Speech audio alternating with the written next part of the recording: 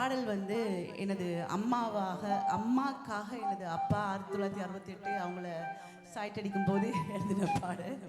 எழுதி இசையமைத்து பாடி இலங்கை ஒளிபரப்பு கூட்டு ஸ்தாபனத்தில் இந்த பாட்டை ஒளிபரப்பு செய்தாங்க. ஏன்னா அந்த காலத்தில் வந்து இந்தியாவில் ரேடியோ ஸ்டேஷன்ஸ் இல்லை. ஸோ ஆசியா அலை மூலமாக இந்த பாடல் இங்கே போட்டால் அங்கே போய் கேட்கும். ஸோ என்னுடைய அம்மா அங்கே சங்கீதம் கற்றுக்கொண்டிருக்கும் பொழுது இந்த பாட்டை கேட்டு அப்பாட்ட காதலில் விழுந்தாங்க. ஸோ உனக்கு தெரியுமா நான் உன்னை நினைப்பது என்ற பாடல் இலங்கையின் முதல் தமிழிசை தட்டு. இதில் உங்களுக்கு பல பேருக்கு இது தெரியாது. காரணம் நாங்கள் வந்து நிறைய காலங்களை இழந்திருக்கின்றோம். 30 வருஷங்களை நாங்கள் இழந்துட்டோம். ஸோ அந்த 30 வருஷத்தில் எத்தனையோ கலைகள் எத்தனையோ படைப்புகள் எல்லாம் அலைஞ்சு போச்சு.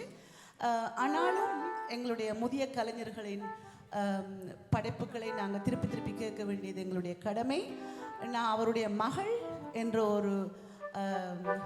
ஒரு அன்பில் ஒரு வெறியில் நான் தொடர்ந்து இதை செய்யிட்டுருக்கேன்.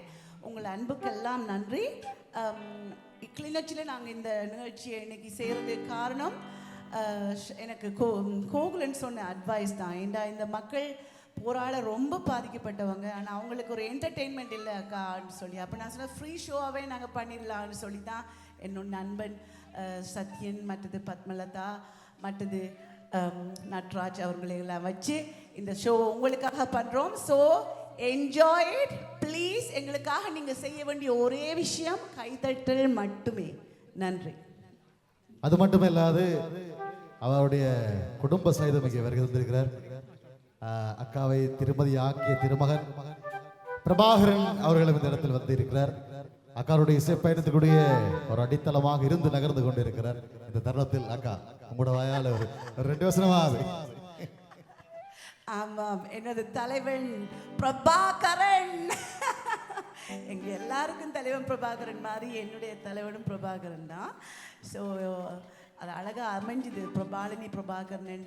நிச்சயமாக நான் வந்து எனது முதல் மியூசிக் கம்ப்யூட்டர் எனக்கு வாங்கி கொடுத்தது எனது கணவர்.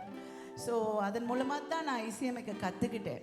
ஸோ நான் ஒரு இண்டிபெண்ட் உமனாக ஒரு மியூசிக் ஃபீல்டில் இருக்கிறதுக்கு காரணம் எனது கணவர். அட்டாரி அந்த காலத்தில், அது உங்களுக்கு தெரியுமோ தெரியல, அந்த அட்டாரி தான் அப்புறமா நோட்டேட்டர், அதாவது மேக்கா மாறிச்சு.